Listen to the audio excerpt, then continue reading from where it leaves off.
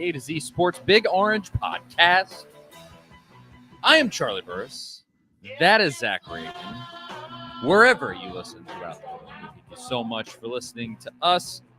Zach and I talk everything Vols every week here on the Big Orange Podcast. If that's something that you want to listen to on the regular, go over to the A to Z Sports the A to Z Sports Podcast Network feed on Apple and Spotify. When you get there, rate, review, but most importantly, subscribe. If you do subscribe, you won't miss our shows when we drop them on Mondays. And speaking of Mondays, it is one right now at 7 p.m. Eastern Time. And that means we're live on YouTube. The A to Z Sports Nashville YouTube channel. We are live there, and you can be a part of the show by just dropping in and posting some comments on the live feed. We love responding to everybody's comments and getting everybody's feedback, and that's just a ton of fun. So drop in here, A to Z Sports Nashville YouTube channel, at Troll_Burris, at Zach TNT, at A to Z Sports, Facebook.com/A to Z Sports, and A to Z Sports.com for all the stuff that Zach writes on the internet. And Zach, over the weekend, you did have some fun content to post about Tennessee football players. They just were guys in the NFL, specifically Josh Dobbs, because there was really nothing fun to post about what happened at the college level. But that was sweet. Josh Dobbs, I love that story so much with the Vikings. And let me just start off this show by pointing out that before this season began, your boy, Charlie Burris, took ridicule from a bunch of stupid Titans fans, of which I am one, let me just say, by passionately saying, why did you not just keep Josh Dobbs on the cheap and then maybe, draft some more offensive linemen, or trade for them, or do wide receivers, or literally anything other than what they did. But instead, the Titans go out, they embarrassingly lose 20-6. Offensive line might as well not have been out on the field, and Josh Dobbs is running all over the place, winning games for the Vikings. So congratulations to everyone that told me I was stupid for thinking that. Yeah, I just needed to start off by saying that. Get that off my chest. Ah, boy. What's up, Zach? Yeah, it's pretty fun to see Josh Dobbs with like a good team around him. Like, he was sent to Arizona for one reason. Like, that team was not really trying to win games before Kyler Murray came back. So now Dobbs in a pretty sweet situation there with the Vikings. Justin Jefferson might be coming back this week. I mean, that's a huge weapon to have. So really fun to see him kind of getting his shot after, waiting around so many years as like not even really a backup quarterback. Like, he was the third string non-active guy for most of his career until last season when the Titans picked him up there at the end of the season. So really, really cool to see him thriving because he's just a good dude in general. Has such a positive outlook on all of this, just not really thinking about where his career goes from here, what happens next season, just really staying in the moment, living out of hotels, suitcases, all that stuff. So it's one of the few bright spots this weekend for Tennessee, that realm of the world after that Missouri game, which was a pretty rough one. The weekend started off fun, actually. Friday night, Tennessee's basketball team went to Wisconsin and Madison and just laid the smackdown on them, led for the entire game. Really, the game was never out of hand. And we're going to talk about all of that. You have some pretty prominent college basketball guys ranking Tennessee as the number one team in America. So we're going to talk about that. But the weekend started off strong. And then Saturday came, and we're going to have to talk about that too. Of course. I mean, the bulk of the show is going to be, breaking down that Missouri game, then the Georgia game. And we already have the distinguished gentleman. He was here last week. He's back. He's a Georgia fan. He says the time is now and the end is near. A lot of Tennessee fans may agree with that sentiment, actually, at the moment. And Billy Bob says, hey, Charlie, appreciate your shows. Thank you, Billy Bob. I appreciate you watching. And thanks to everybody who is tuning in. Let's get right to it. Tennessee getting its head beat in by Missouri was a complete embarrassment. And we'll break it all down right after I tell you about Farm Bureau Health Plans. Farm Bureau Health Plans have been serving Tennesseans for over 75 years. Much has changed in Tennessee over the years, but some has stayed the same. Farm Bureau Health Plans has always valued personal relationships, especially when it comes to good health and good service. Plan on Farm Bureau Health Plans for health, dental, and vision for better coverage, better rates, and better service. Go to fbhp.com/ATOZ or walk into one of their 200 plus locations across the state of Tennessee. That is fbhp.com/ATOZ. Farm Bureau Health Plans. Thanks to them for supporting the show. I'll just throw it to you, Zach. Obviously, you watched the game. Also, Tennessee, what was the final score? 39 or 36-9, I think. Yeah. Or 30. Wait, 37 to I can't remember. 36 to 7. 37 to 6. Yeah, whatever. 36 to 7. That's what it was. 29-point win. Yeah. 36 to 7. Yeah, a little confused there. Honestly, the one touchdown they got was just a 50-50 ball that Dante Thornton made a tremendous play on, and then obviously gets hurt, had an ankle injury that he's going to be out with until probably the bowl game. Josh Heupel said he'd be out for the rest of the regular season, so we'll see if he can get back for a bowl game later in December. But a great catch by him and holding on to the ball there. If not for that play, Tennessee probably gets shut out because they just could not move the ball. And I mean, it started from their very first possession when Missouri went right down the field. And even when Tennessee came up with that interception off the tip pass, you still had this feeling of, man, Missouri made that look way too easy going down the field. Like, this is going to be a long day. And then when Tennessee was not able to get anything going at all on that drive, pretty much because they scripted out their first couple of plays, and Missouri kind of knew what was coming. They had really done a good job of scouting. Eli Drinkwitz said after the game that one of his analysts had picked up on some tendencies with Tennessee, which isn't really that hard to do because Tennessee hasn't ran more than probably 10 or 12 plays this entire season. And they pretty much knew what Tennessee was going to run, how they were going to run it, and they shut it down pretty easy. The first third down of the day, Joe Milton made a poor decision to hand the ball off instead of keeping it, where he could have easily ran for a first down because nobody was on that side of the field. And just from there, you just kind of had this feeling like this is, at best, it would be the Texas A&M game where maybe they could win ugly, but just not being able to stop Cody Schrader and not getting anything going offensively was made for a nightmare day. I mean, I asked this question after the game on Twitter, and I think people kind of interpreted it wrong. You know, was this the loss worse than the South Carolina loss last season? And it wasn't really necessarily because of what was at stake. It was because of how the game was played. That South Carolina game last season, it was the defense that totally just imploded. This year against Missouri, I mean, the defense only gave up 29 points, but they pretty much did what they wanted to do, and they ran so much time off the clock that they didn't score as much as they probably could have. And then the offense was just non-existent. And to me, I felt like this was the worst played game we've seen during the Josh Heupel era so far, just even dating back to his first season. I said to Crompton during our post game here on the A to Z Sports National YouTube channel. Go watch halftime, post game, me and Jonathan Crompton every week. But I said that game was exactly what Kentucky has always wanted to do against Tennessee. And they just can't. I mean, whatever it is, it's like Tennessee against Florida, total mental block. They just screw it up every single time, regardless of how good the team is. Kentucky with Stoops has always wanted to like take the air out of the ball, grind Tennessee down, make sure Tennessee doesn't have possessions. And Missouri just did it. They whipped Tennessee in both trenches. It was a humiliation, just an absolute dominance on both sides of the ball. And, you know, everything that could go wrong for Tennessee did go wrong. You had a terrible interception from Milton. You had that ridiculous fumble where they let Tennessee snap the ball in the next play, and then they, in the middle of the play, blew the whistle and reviewed it and gave the ball to Missouri. I will say, I do think the rule on that is that the officials on the field aren't the ones that actually stop that play, because this has come up a few times. I think Heupel even mentioned this. When they buzz down, the play is stopped, no matter if the ball's been snapped or not. So the officials are allowed to do that. I know it felt shady, but ultimately it was a fumble. It was a poor decision on Joe Milton and Dylan Sampson. I know Milton took the blame, but it was just nobody was on the right page there. Like, Missouri deserved to have the ball after that play, if we're being honest. Missouri deserved that win in every sense. They went and they took it. This was not Tennessee giving it away. I mean, Tennessee did plenty of that, make no mistake.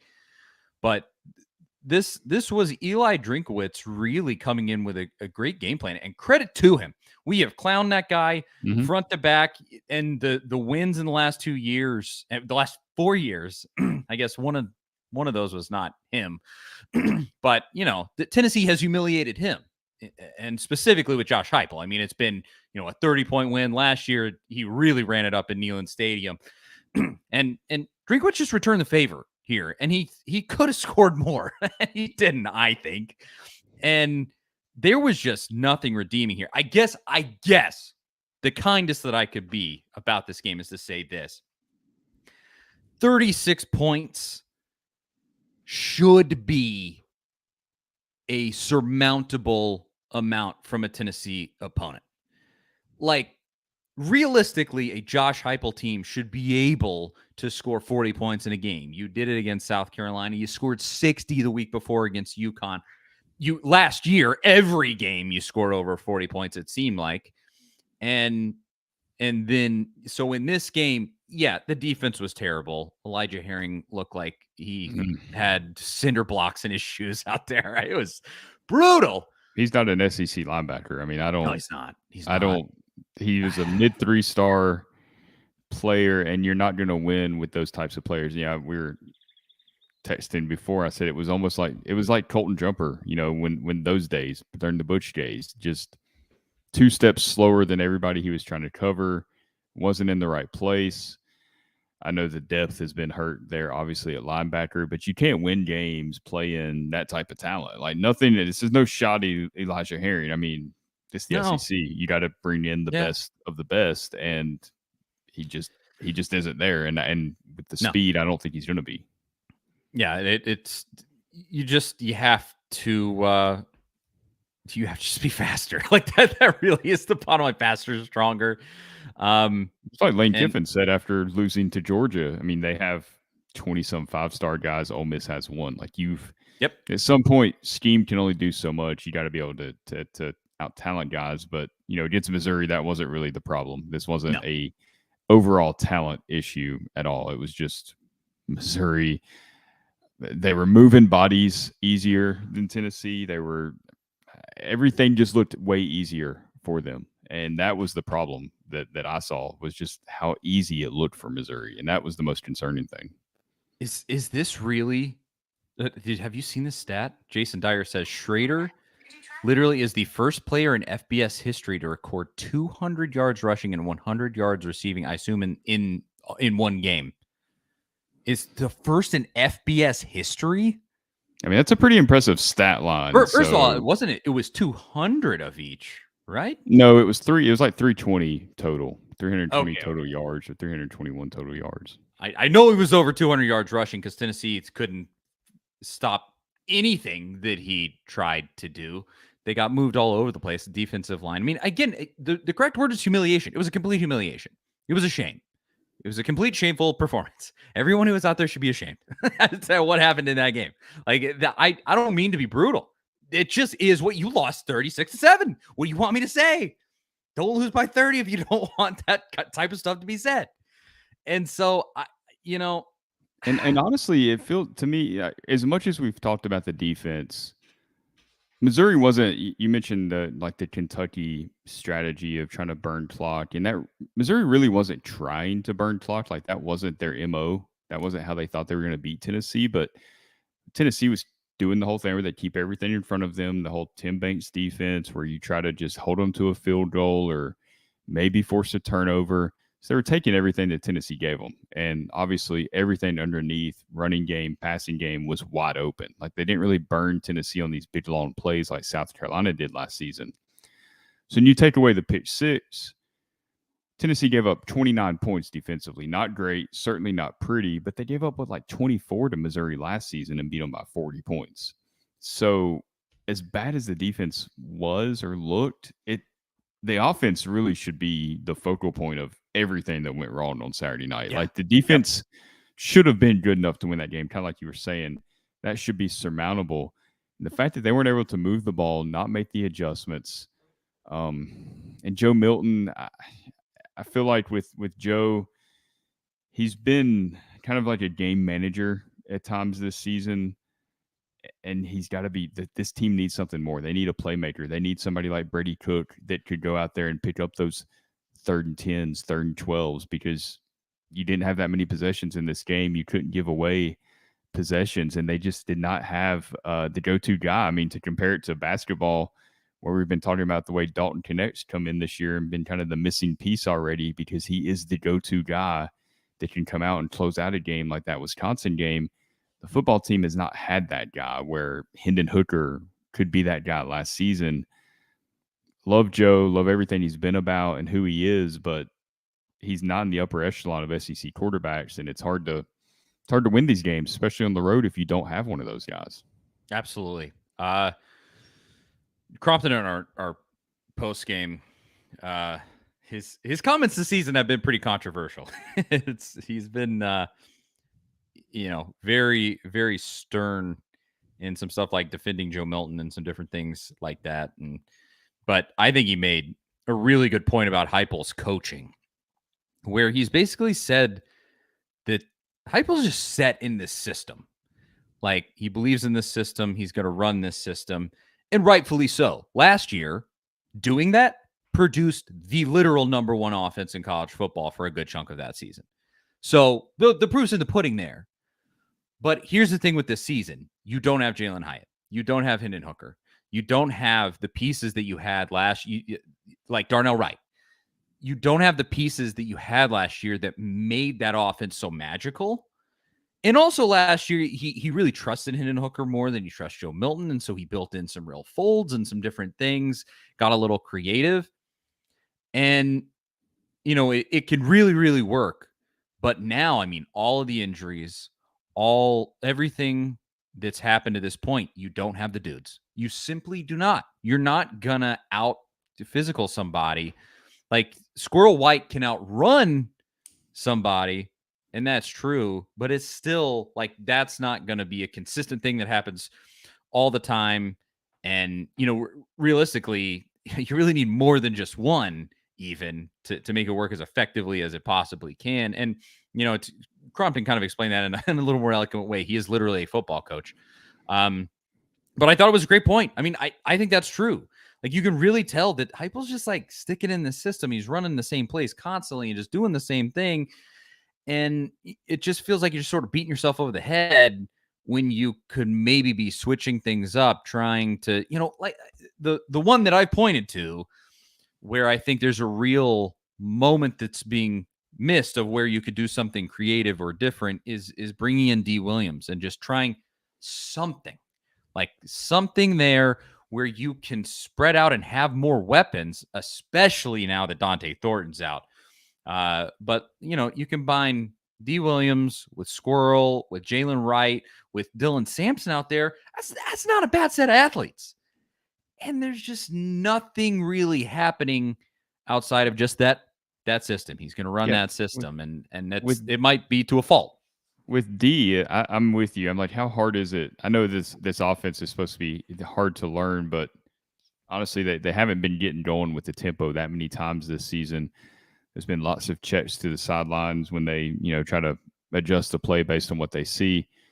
How hard is it to run a screen pass, an end around, a slant, an in route, just something where he gets the ball in the middle of the field and you give him a chance to make some guys miss? It's not, it's not complicated routes that you're asking him to run in those situations, and he doesn't have to be on the field every single down. I don't know if they don't trust his blocking in certain situations or what it is, but he's a dangerous playmaker, and certainly getting the ball in his hands would be smart. But going back to the being stubborn thing with the offense, we've definitely seen that where we feel like he needs to evolve a little bit. But I think that even goes to personnel to some extent, because if you think about with Joe Milton, I think the biggest mistake that Heupel made going into this season was kind of just hitching everything to Milton, knowing that, like, we gave him the benefit of the doubt, right? Like, he's 6th year, he is what he is. I don't think anybody's going to say that there's some ceiling he hasn't reached yet at this point. We've seen the field awareness. We've seen kind of who he is. He's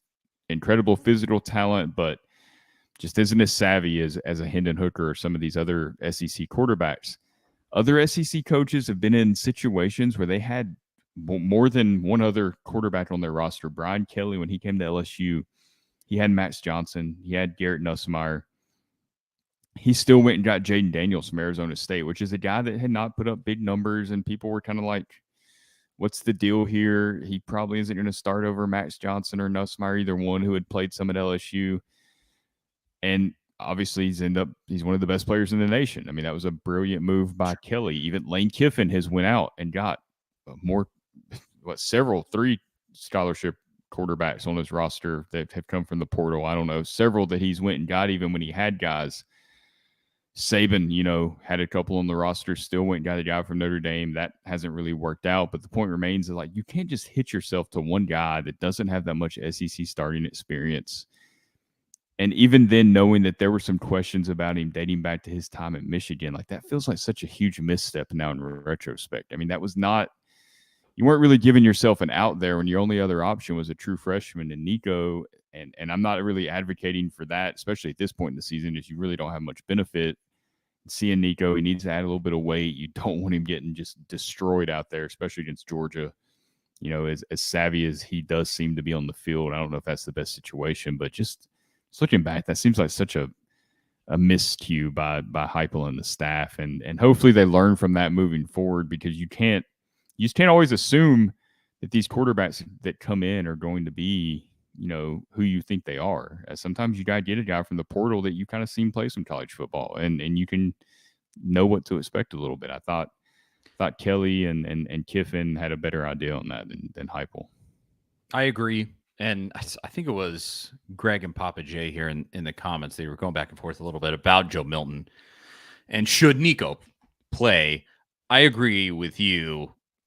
Just let's not, get him. If you're getting this coming week, if you're getting blasted by Georgia, throw him in the game. Or if you're running it up on Vandy in a week, absolutely get him in the game. No qualms about that at all. But to start him in this spot against the number one team in America, who frankly has the potential to push your offensive line around, no. In my personal opinion, that would not be a cogent decision on Heupel's part. And I absolutely get it. I know that it's kind of two camps where it's sort of us, where we're saying this season, at least in a championship sense, is a lost cause now. So let's just keep Joe. And then there's another side that says this season is kind of a lost cause now for a championship. So let's just see Nico. And it's two different things. I get it. I just, save him for next year. Put some, feed the kid and put some weight on, and then we'll approach next season. But the theme of this offseason is going to be transfer portal. You got to go to the transfer portal. You got to get that depth, and then paying some of these guys that you really want to stay. Give these boys some NIL deals. Make sure that they don't transfer or go to the NFL if they have another year of eligibility. I mean, you got to make sure that you keep this roster together as much as possible with the guys that you want. I mean, some of them maybe you could shave off. It just depends. But if you Ben Hall's comment here talking about we said all offseason that no one was going to come with Joe and Nico on the roster. That's true to the extent where no one was going to come be a backup to Joe with Nico that was younger. I'm saying they should have went and got somebody that could compete with Joe for the starting job, like a Sam Hartman when he was available. Go give him whatever you had to give him to try to get him to come, or anybody in that realm. And look, if they're a gamer and they see Joe Milton's tape, they think they can beat him out. They'll come and they'll go for it. It happened at Ole Miss. It happened at LSU. Why can't it happen at Tennessee?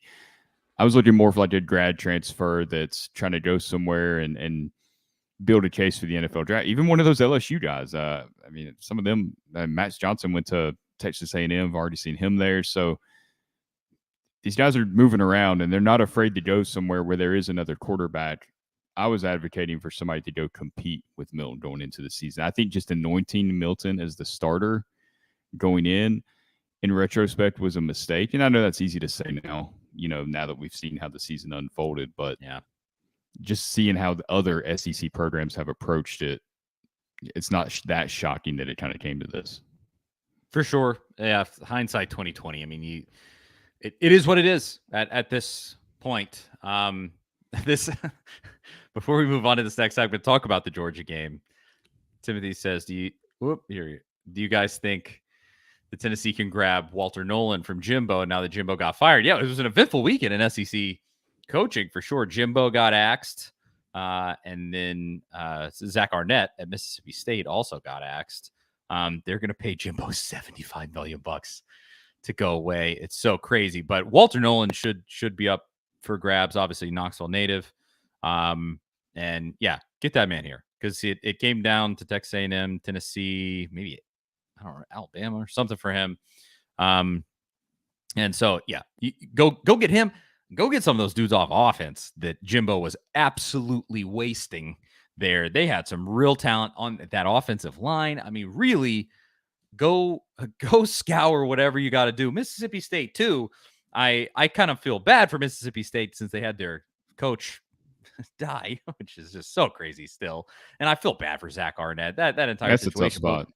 It really is. But the fact is this: that situation is going to get guys transferring, and if there are dudes on that team, is it Tulo Smith? Somebody like that, right? I think that's his name. He's a wide receiver for them. Tulo Griffin? I can't remember. But anywho, there's good dudes on that team.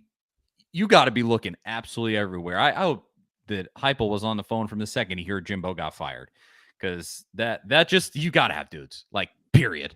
And that's just the fact of life at this point. Yeah, I think Heupel's got to change his approach on the portal just a little bit. I know culture is huge for him, but you got to have dudes. And building a program solely through high school recruiting is even tougher in the portal era, unless you're Georgia or Alabama or Ohio State, whoever's landing the top 5 classes every single year. If you're not landing those guys, then the other programs like Florida States and Ole Misses, they're going to the portal and they're loading up on experienced talent, and you're having to fight that battle, and you end up in situations where you are playing sophomore Elijah Herring in a very important SEC road game. And I know they had Keenan Peely, and that, is unfortunate the way that transpired with his injury. That was a huge loss that definitely has impacted Tennessee's roster this season. But I don't think they went heavy enough in the portal. They could have went a little better along the offensive line, especially at the guard position, kind of addressing some of those needs. You kind of put all your eggs in one basket with Andres Carriage, and it didn't really work out there. And he's battled injuries, and that's kind of been a tough spot. You did hit on John Campbell, but it's not like they've completely ignored the portal, but I think they've been a little too selective, maybe. I mean, culture is important, but then you've also got Deion Sanders out here saying, he doesn't care if they like each other, or Lane Kiffin talking about how he never preaches family to any of these guys. And I'm not saying that's the totally right approach either, but I think you do have to deal with some headaches. Look, you had Jawan Mitchell on the roster, and it didn't torpedo the whole thing.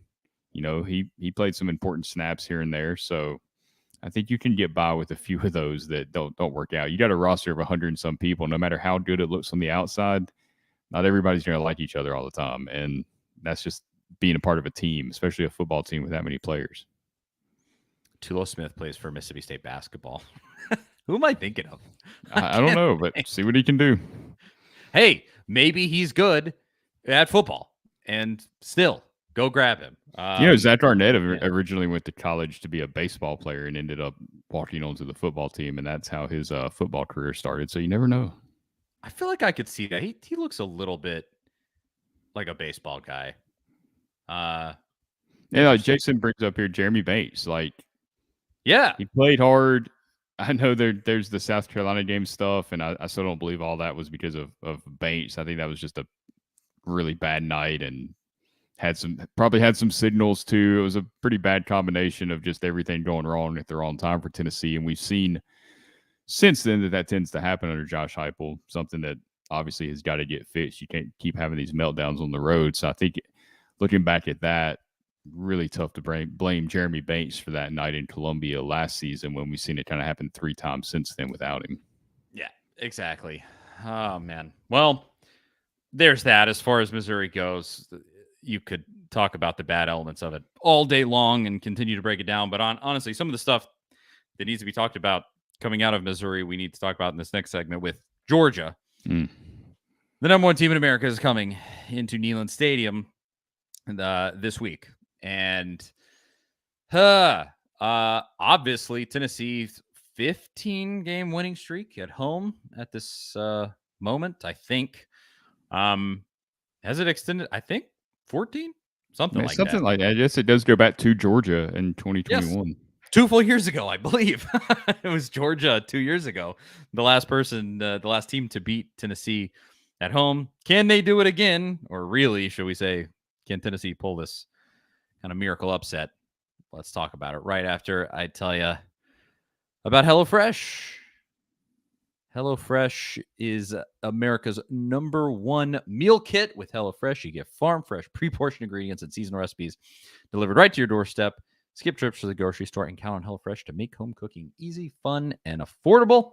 The holidays are right around the corner, and HelloFresh can help take the stress out of dinner by delivering everything you need to cook up tasty meals right to your door, saving you tons of time. The holiday season can be hectic, and that's where HelloFresh's 15-minute meals come in. These quick fixes help you get a wholesome meal on the table in less time than it takes to get delivery. Zach and I have both gotten HelloFresh now, and it seriously is so easy.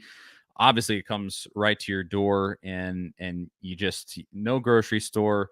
You just pull it right out of it comes in these nice little bags and everything. It's great. So get your hands on some. Everyone wants to cut back on errands and spending time in checkout lines this time of year. So skip that extra grocery store trip and instead get fresh ingredients and delicious recipes delivered with HelloFresh. Just pick your meals, decide on a delivery date, and sit back. Now go to HelloFresh.com/VolsFree, VOLSFREE, and use code VolsFree for free breakfast for life. That's one breakfast item per box while your subscription is active. That is free breakfast for life at HelloFresh.com/VolsFree with code VolsFree. Go there now. HelloFresh, America's #1 meal kit. All right, let's talk about it. Georgia's good, man. They're a good football team. Yet again, they're the best football team in America. I don't think anybody would argue with that. It's a damn shame. I hate it. Every week I watch them be as good as they are, and I just want to vomit. It really sucks.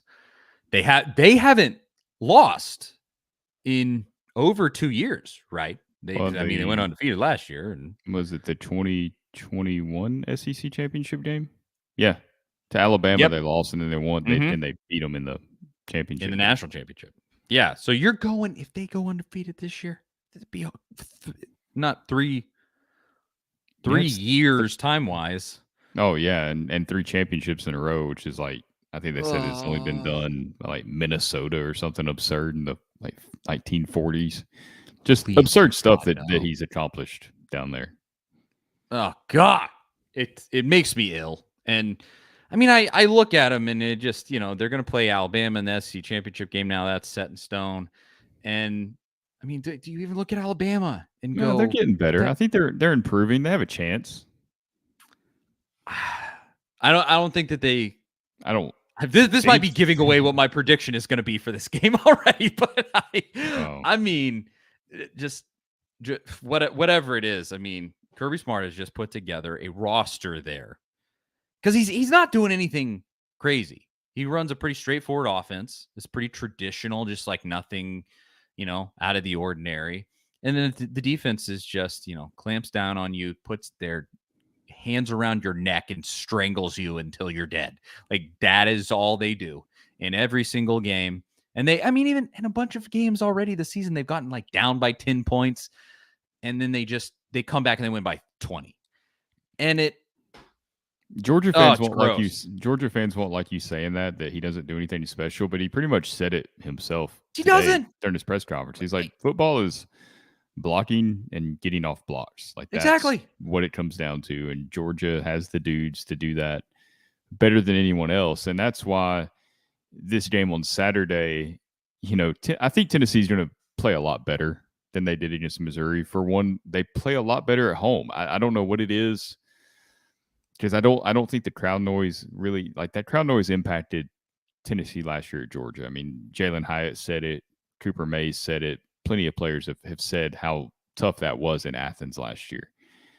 Aside from that, like the Alabama game earlier this season, like the crowd noise didn't really get them in that game. Missouri, that wasn't the issue.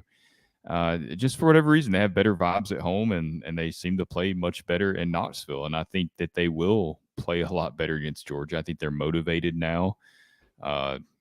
Jacob Warren kind of said it today. There's a sense of urgency, especially with the seniors and guys that aren't coming back, to kind of close this thing out the right way. But unfortunately, it's just a really bad time to play Georgia, where they're hitting their stride. Tennessee is, they're down Kamal Hadden. Keenan Peely's been out. Brew McCoy's out. Dante Thornton now is out. You've lost so much depth. Your offensive line, it hasn't really been talked about because dudes have played, but I mean, Gerald Mincey's been banged up all season. Campbell's been banged up. Like Cooper Mays, we know probably still isn't 100%, especially after missing the first, 4 or 5 games of the season, however many it was.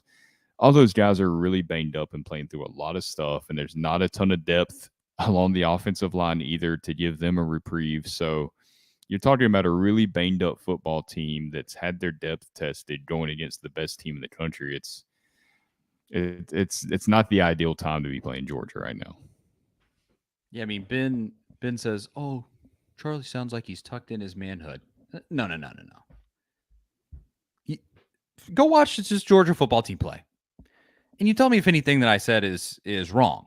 They strangle everybody like a boa constrictor. Didn't they? They had that graphic. No. That was Michigan. It was Did you see that? The during the Michigan Penn State game, they had some graphic that showed Jim Harbaugh as a snake, which I was like, that's kind of fitting. And they said that they boa constrictor everybody, which is all true. Michigan's really good too. Yeah. That's the tough truth about that whole situation. Michigan's a good football team. Jim Harbaugh said today they should be America's team. He literally said that. Yeah. Anyway. Yeah, but I'm just being honest. Georgia's just, I mean, if I saw more weakness in Georgia, yeah, I would point it out. I mean, you look like, is Carson Beck some killer quarterback? No, but he's good enough to work in that system with a bunch of 6-star players around him and like a freaking brick wall standing in front of him on that offensive line, and so he gets it done. It just, you work with what you have, and Carson Beck isn't the best quarterback in America, but he's more than good enough to take Georgia where it needs to go when that defense is that good and the pieces around him are as good as they are, like Brock Bowers, who played this past week against Ole Miss. Didn't have a huge game, but still played, and it changes the way that your defense has to defend them. It's just another piece on that field that you have to account for a lot more than you would if he didn't play. And if you can't tackle Cody Schrader, that's not going to be much easier. Exactly. I mean, please, Lord, let Keenan Peely come back for this game. I don't know, let him be miraculously healed. I mean, even then, though, is he going to be? I don't think he'd be in any sort of football shape to really to play that many snaps and to have a huge impact. That's why I said this game, I don't know how it'll go. I think Tennessee will play hard. I think they'll be motivated. I think they could even keep it close for a little while. I think the offense will probably hit some plays. But ultimately, the depth is just not going to allow Tennessee to take this game really into the fourth quarter, I don't think, and close it out because, like I said, they're just so banged up. They just don't have the depth to compete with Georgia and what they have, depth-wise, talent-wise. This game happens earlier in the year, maybe when Tennessee kind of first started to hit their stride there in the middle of October against like Kentucky. Maybe the game goes a little different. If it's at home, you're a little healthier. But even then, not having like a Brew McCoy, you need Brew McCoy in this game. You need him on the perimeter blocking. You need him in the run game. You need him to pick up those tough first downs when you've got to fight for an extra 4 or 5 yards. Squirrel's going to fight for it. Like you said, he's physical too, but he's tiny going up against these Georgia defenders. You need somebody like Brew out there. So here's the question before we move on to talk about Tennessee basketball, who looks really, really good. Kind of like Georgia football. I don't know if they're that good, but they look pretty good. Does Tennessee legitimately have a chance? Like, do you think Tennessee can win, or do you think Tennessee will win, but do you think Tennessee has the ability to win this game? Like, is there a scenario where that could happen? Because I think about it, and at a foundation, it would have to be everything going wrong for Georgia. Tennessee gets them in a hole, they freak out, and then there's turnovers, and they just have a freak nightmare game. That would have to be a minimum right there. And then I think on top of that, Tennessee has to play the best game of the season that they've played. Joe Milton has to drag this team, really run this team. He needs to use his legs, be all over the place, throw every pass that he can as perfectly as he can, and just execute at the exact top level that they can. And even then, I think it's going to be close. But I personally, could that happen? Sure. Also, there is a chance that every time you buy a lottery ticket, you'll win the Mega Millions. But what chance is there really that you're going to do it? So what do you think, Zach? Yeah, I mean, I feel like I don't want to say this team doesn't have a chance. I mean, they're still a top 25 team. They're 7-3. Georgia is, they haven't really had this letdown game in a couple of years, and they're finally going into a game like this where there is really no motivation for Georgia. Like, yeah, they want to go undefeated. They're already in the SEC championship game. They've locked that down. They don't have like the college football playoff ranking motivation that they clearly used last season before playing Tennessee. So if there was ever a case for like a sort of kind of trap game, because they already know they're playing Alabama in two weeks. Like, they already know that that's their opponent to get to the number 1 seed in the playoff. Like, they know all this. So it does set up like a trap game. And Tennessee did. I mean, they had a 2-touchdown lead in Tuscaloosa against an Alabama team that's showing to be not as bad as we thought they were. That they haven't been completely written off. They're going to go undefeated the SEC in the regular season and going into an Atlanta with a chance to knock off Georgia and then possibly be, one of the top seeds in the playoff. So, yeah, Tennessee's capable of, when everything clicks, making it really hard on Georgia. They are. I don't know what happened with Missouri and them being able to stop the run against Tennessee, but they're the first team that's really been able to do that this season. Alabama wasn't able to. Very similar defensive structures in Alabama and Georgia. They run a lot of the same stuff. Obviously, Alabama has some really talented players as well. So, there's the possibility for everything to go right and for Tennessee to kind of make this a dogfight and to give Georgia a really hard game and to have a chance. Like I said earlier, it's boring, but I do think the depth is going to be such a concern when you get late in this game, because it's going to be a really physical game, and not having a lot of those guys like Kamal Hadden to kind of be a shutdown corner and the liability at linebacker that we've now seen, it's really going to be on the defensive line to have a great day against a really good offensive line. That's a tough matchup too. So it really comes down to that for me. I think that's pretty much spot on. Titans YouTuber says there's always a scenario when you take the field. Yes. Oh, yeah.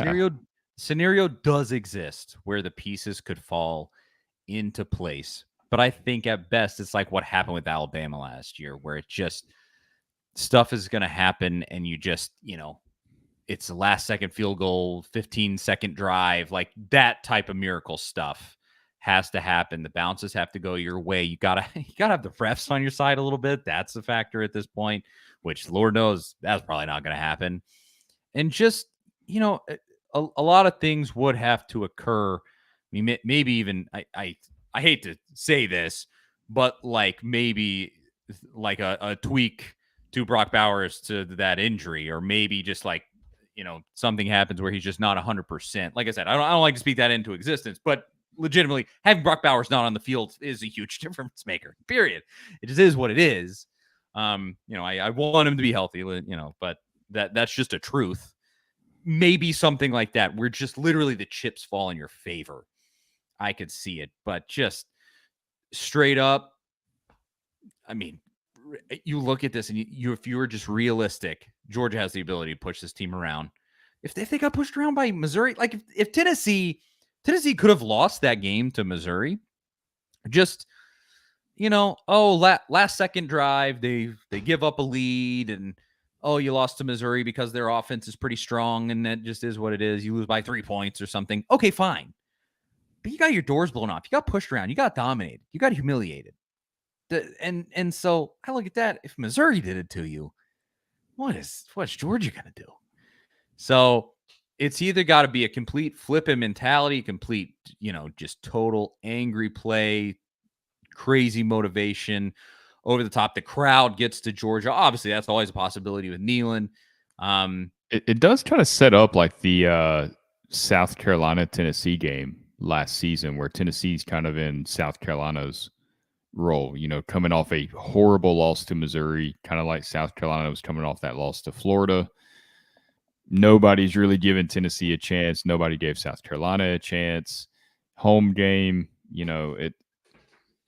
Georgia's pretty much, like Dabo, they're flipping burgers and kind of waiting on their playoff, ranking to come in, and they kind of know where they're going to be. So it does, like I said, it does set up in the trap game way. It really couldn't set up any better for Tennessee when it comes to that scenario. But you got to take care of business. And I'm not a huge fan of the where you played this way the last game, so you're going to play that way the next game. I mean, clearly, whatever happened against Missouri hasn't happened in every game this season. You've had much better performances than that. You are capable of playing much better than that. And if you can't get motivated to beat Georgia and to end their winning streak, you've got all the motivation in the world. I mean, this can save your season. You win this game somehow. The season's all right if you win this one. You're probably you're beating Vanderbilt. You're playing for 10 wins in a bowl game.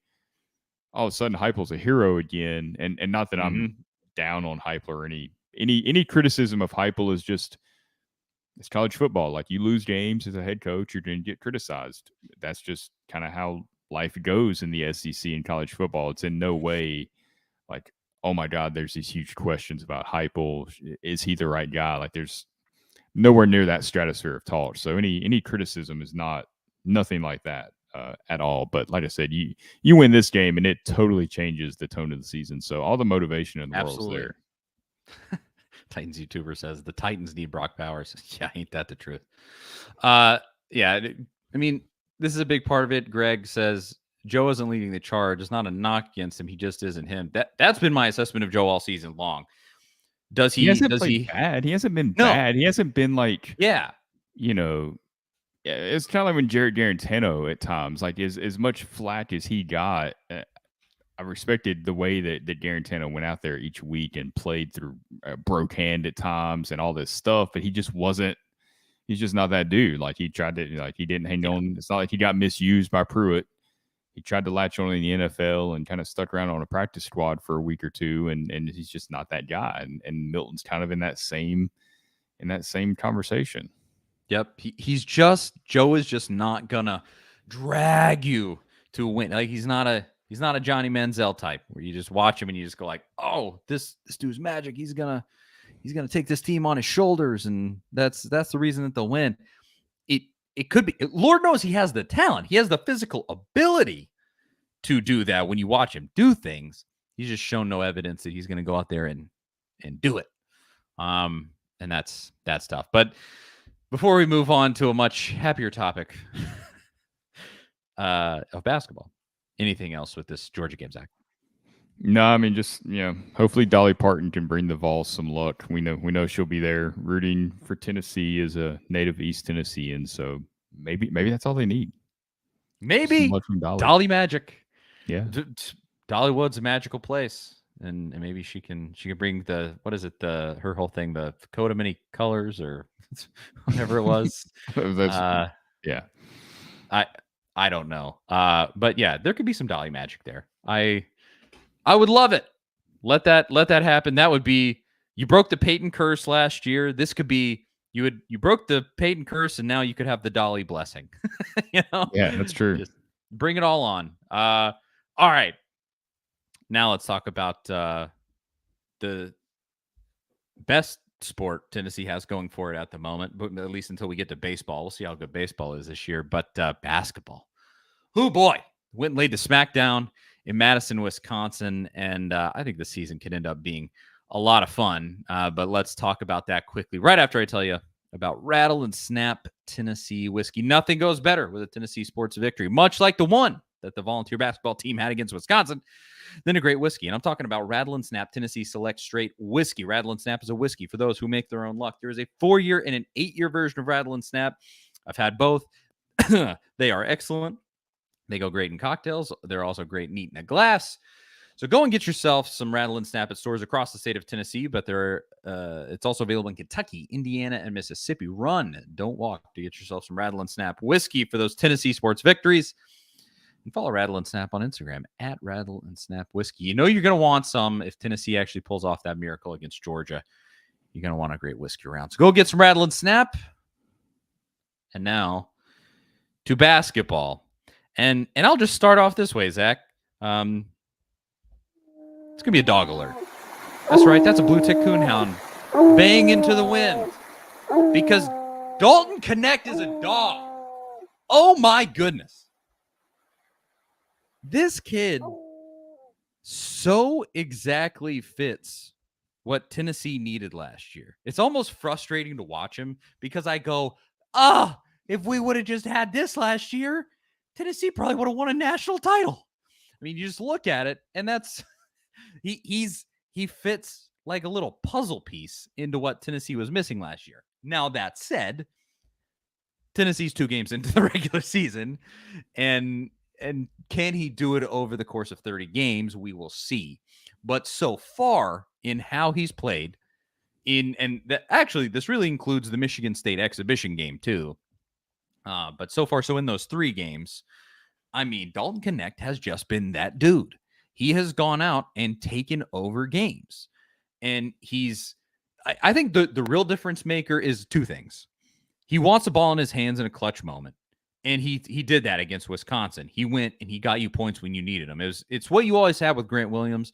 It was just like, all right, it's a tough moment. Get it into the paint. Get it to Grant. And in this one, I think it's going to be get it to Dalton. Give that man the basketball, or at least let him take the basketball and facilitate something, because he wants that, it seems like. But then this also, you have scorers on this team already. Santiago Vescovi and Zakai Ziegler and guys like that. But Dalton Connect is 6'6". He's imposing. He is physically imposing, a very big guy. And he can go and take it. Like Zakai Ziegler in that moment, he's not gonna just go and easily create his own shot. He's just too small.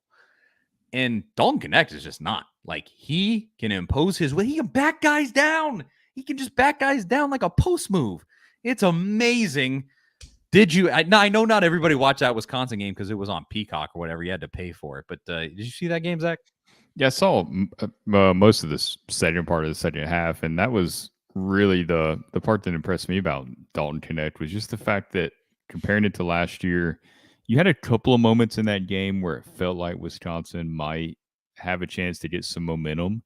You know, they only won by 10 points, so it's not like it was a blowout win. And he just never really allowed it to them to really have a chance to get back into it. Like, every time Tennessee had to have a shot, he was able to deliver. And I mean, that's kind of what we said. Like, this guy was exactly what that team needed last season. It's what every team needs to really make a deep tournament run. But yeah, it's so early in the season. You know, there's going to be some nights where they just don't get it done. He's going to have some off nights where he just doesn't. The shots just don't go down. I mean, that's basketball. It does happen. It happens in the NBA constantly. It will happen to this team, and it will be okay when it does happen, because he seems like the type of guy that kind of rises to the occasion. Like, this was a big early season road game. It was like your first kind of get up for this game. It's not a game that everybody's expecting you to win, you know, by 40 points in a blowout cupcake type game. It's okay, this one could go either way. You know, it's a road game. Wisconsin can be a tough place to play. And he really showed up. Played 36 minutes. I don't think that's sustainable through March and April. You don't want him out there playing 36 minutes every night. So hopefully that's and I don't think that'll be part of the plan, especially as kind of figure out this rotation a little better. The team's so deep that most nights you won't need him playing that many minutes. But I think that's the thing I'd kind of watch for right now. But it's, you know, it's exciting. I don't know. Number 1 in the country already. I don't think you want to crown this team that fast. I don't, you know how college basketball is. I mean, it's been that way for 30 plus years. I've been watching college basketball. You go to number 1, all of a sudden you lose the next game. It's just this weird thing with college basketball. It's always been kind of that way. Teams don't stay number 1 typically for this long time. Sometimes you have these stretches, but don't want to crown them just yet. Let them have some motivation. Exactly. Yeah. So Andy Katz, who I think just works for the NCAA or something. I see him occasionally on different programs, but I think he actually is just like a hype man for the NCAA. I don't know. So in some sense, that makes him the enemy. But Tennessee in the AP poll is number 7, but Andy Katz has Tennessee in his first power ranking ranked as number 1. I mean, Andy Katz, long time college basketball analyst, very like stalwart guy. A lot of people respect his opinion. And, he was just like, look, Tennessee did it. They looked the best so far into the season. Now, tomorrow, you have kind of a Super Tuesday going on. I think Kentucky plays Kansas and Duke plays Michigan State. Duke already lost at home. That was fun to watch. Arizona looks good. Duke walked into Cameron and just kind of, I don't know if they went wire to wire, but in that second half, Arizona had a lead for almost all of the time that I was watching. It's kind of funny watching Caleb Love, who had been at Carolina or UNC, kind of waving to the crowd there. Yeah, you've been there before, no doubt. But yeah, so Cats hasn't been number 1, and tons and tons and tons of hype for this team. I think the real thing that has to happen. David Jones says we have 3 rotational combinations of full court magic available at any given time. Although those rotations, and actually, David Jones, same guy, he says, I believe Awaka has everything needed to have a record rebound season for Tennessee. So it's going to, I think, to have your 3 rotations really be as effective as possible, you are going to have some guys round into form. Your Freddie DeLeone. However, I still haven't totally learned what the exact correct pronunciation is. DeLeone. He's going to have to come up a little more. Tobe Awaka, who I think has all the ability in the world. He just has to be more consistent and start scoring the basketball and just have Adu play well consistently. And I think you're seeing from Adu so far this season that he's ready to be that guy. He's been pretty consistent so far, but it's just going to have to be, everybody building into being that best version of themselves. And that may take until maybe, the final third of the season or something like that. But hopefully, kind of like last year, that team ended up playing probably its best basketball of the year right at the end of the season. And hopefully this season that also happens, but hopefully, unlike last year, you don't have that kind of nasty lull in the middle where you're losing games at Vanderbilt, losing to Missouri, and doing these different things that team did. Hopefully you can just go really good, even better, maybe the best team in the country. Like, hopefully it builds like that rather than being, oh, they look pretty good. Oh, we're going to stink for 10 games. Oh, now we're pretty good again. Let's keep it consistent and top level. That would be nice. But yeah, I'm excited. I'm very, very excited about this basketball team. I mean, we've obviously everybody's talked about Dalton Connect and been all over social media, but what was your take on Jordan Gainey, the other transfer? Oh, yeah. Oh, I mean, as far as a guy who I definitely made assumptions because his dad is a coach on the Tennessee bench. I definitely made assumptions of kind of being like, okay, yeah, he's here because of his name. Hopefully he's a good 3-point shooter and maybe we can get him in the game some and he'll just make some shots. No, he can facilitate a shot and he can really make moves and he's good on defense, at least so far. He's definitely been pretty solid there, which is obviously if you want playing time on a Rick Barnes basketball team, you got to play defense. And he's been probably the second best scorer on the team so far to Dalton Connect. And I mean, that's all you could really ask for from him. It's really been awesome. I've been so surprised, and I'm sorry that I made those assumptions. I would put it that way because it has been really impressive so far compared to kind of that assumption I made of, oh, he's a coach's kid. Maybe we can get him some it's Stephen Pearl. Maybe he can inbound the basketball, like that's we can use him some, but no, he's good. Play Jordan Gainey, please, because he has some real scoring ability and he's a fun dude to watch. So I'm excited all the way around. Jason says Gainey is the Robin to Dalton's Batman. So far, that has absolutely been the case. They've been a really fun duo. And I've been just really impressed. Yeah, it's funny with Tennessee sports, football, baseball, they're kind of the villains and all that. But I feel like if this team made a run, like a deep run, Rick Barnes is so respected just in the world of college basketball for everything he's accomplished at and Clemson and Texas and at Tennessee. I feel like everyone would be kind of rooting for him. If they made a run to the Final Four, I feel like that would be the team that everybody would kind of get behind, especially having Dalton Connect, because he is every March I feel like we talk about how you got to have that guy.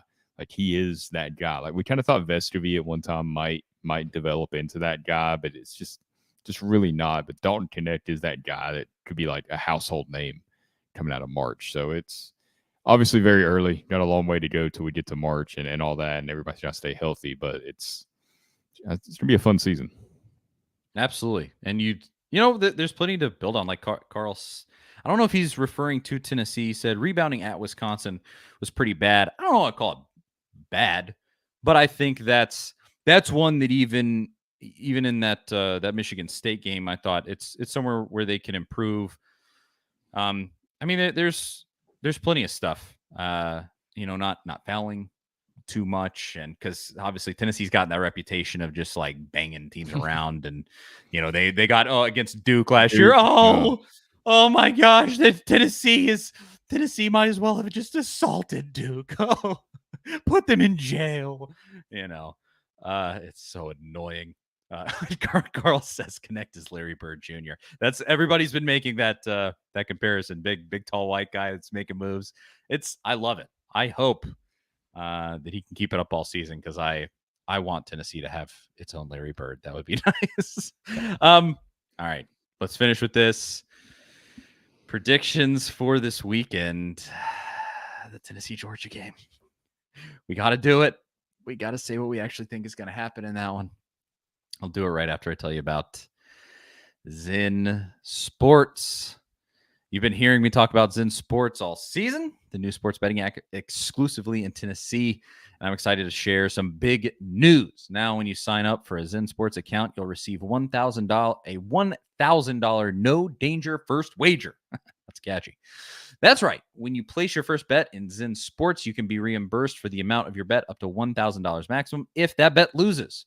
And there's even more good news. Zen Sports is rolling out its brand new VIP rewards program. This new VIP rewards program will allow top-tier customers to earn more bonuses, comps, and perks, and the VIP program is by invite only. So if you feel that your Zen Sports play qualifies for VIP consideration, check out the program details and apply at zensports.com/VIP. No other sportsbook will offer you a premier sports betting experience with 24/7 top-tier customer support and faster withdrawals like Zen Sports. So what are you waiting for? Get going and download their app at zensports.com today. Zen Sports. Betting just got better. If you have a gambling problem, call 1-800-889-9789. Terms and conditions apply. You must be 21 or older in Tennessee to bet. Zen Sports. All right, Zach. Oh, I don't. What's even the line? Speaking of Zen Sports, what is the line on this game? Let's take a look. Georgia 10.5, minus 10.5 in this one. 11-point favorites. What do you think is gonna happen?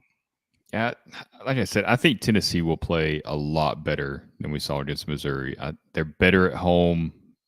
I just think they'll have a better game plan. They'll kind of be in the game a little more. The motivation factor, everything in the world's there. There's just no way I could pick Tennessee because of everything I mentioned earlier, the depth concerns, the injuries that Tennessee sustained. I don't think the quarterback play is going to carry you in this game like Hendon Hooker was able to carry you to some wins last season. It would be tough for me to pick Tennessee in this one. I think Georgia probably – I don't think they run the score up. Kirby's not really that way, but I think they run the ball. They run some clock out. They keep the ball away from Tennessee. Still, I think they put some points on the board. I have Georgia winning 37-20. 37-20. Mm-hmm. Oh, if Tennessee I had Tennessee winning by 14 against Missouri last week, so it's not like I'm want to pick against the Vols. It's not what I want to do. Nope, we both picked Tennessee in that one.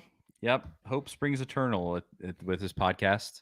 I believe I chose Tennessee to beat Georgia, lose to Alabama, but then beat Georgia in the preseason. Of course, circumstances change. Realistically, if Tennessee was fully healthy, I'm not feeling terrible about this game. If you had Thornton, if you had Brew McCoy, if everybody was 100% going up against the current version of Georgia, I'd kind of be thinking, okay, the pieces are there to at worst be competitive in this one, and then maybe steal one. But I mean, Thornton's out, Brew's out, Keenan Peely's out, like just all. It's Kamal Haddon out, like just a lot of your really good pieces. Other are dudes are banged up. Sidelines. McDonald, Yeah. McDonald's supposed to play, but we don't know. He might not. Heupel's so coy with that. Exactly. So I can't pick Tennessee. I can put it that way.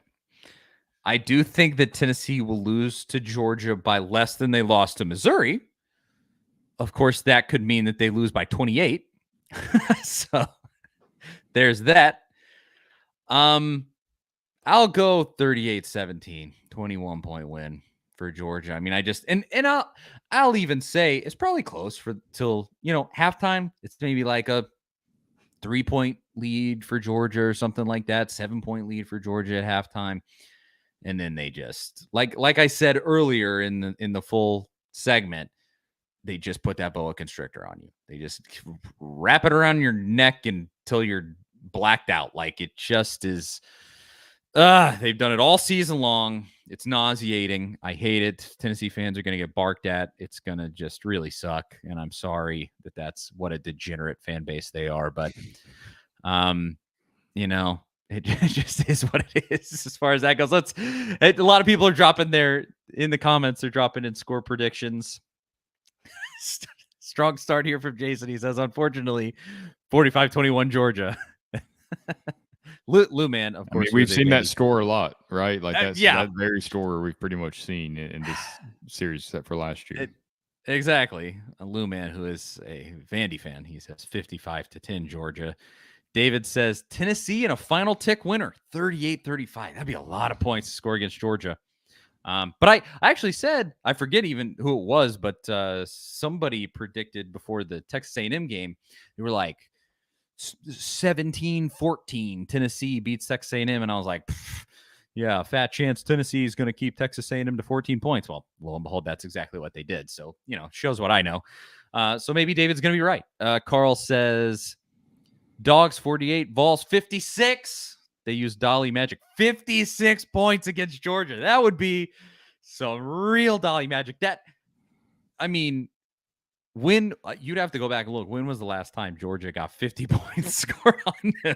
Probably not since. I think the only way that happens is if Jim Mora walks out on the sideline and coaches Georgia on Saturday. Clearly, whatever that is, that gives Heupel some serious motivation. Look at Jim Mora across there. But I would love it. Dolly magic. I don't know. We'll see. Let's see. Greg says 45-17 Georgia. David follows it up and says D. Williams is going to shock people this weekend. Titans YouTuber says 51-17 Georgia. I hope it's not that bad. Carl says, actually 28-17 Dogs.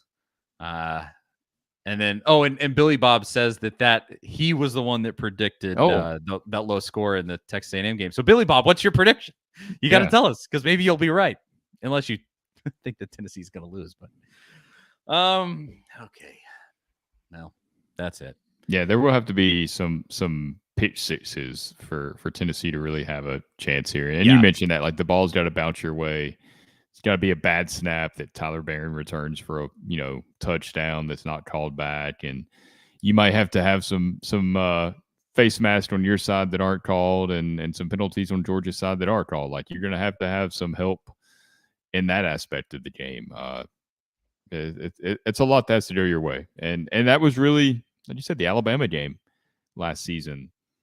Pretty much every break went Tennessee's way in that game for them to be able to pull that off. So you're going to kind of need something similar. I think, Bill Bob says, I missed his comment above. He said, our fans mess with Georgia, 22-21 Vols. Uh-oh. So that one, like, if Tennessee were to win, I feel like that's... Is that like Tennessee scores a touchdown at the very end and they go for 2 to win the game instead of going to overtime? Maybe. Is that what you would? Was that what you would sweet. want Josh Heupel to do? Like, Yes. I remember Mike Vrabel did that. 100%. In London one time. Yes, he did, and they missed. It was against the Chargers. Yes. He didn't get it, but I will never fault a coach for doing that, ever, because it's you go for the win. You got in that scenario. I mean, you're at home. Butch should have done it in A&M 2016. But yeah, Kill me.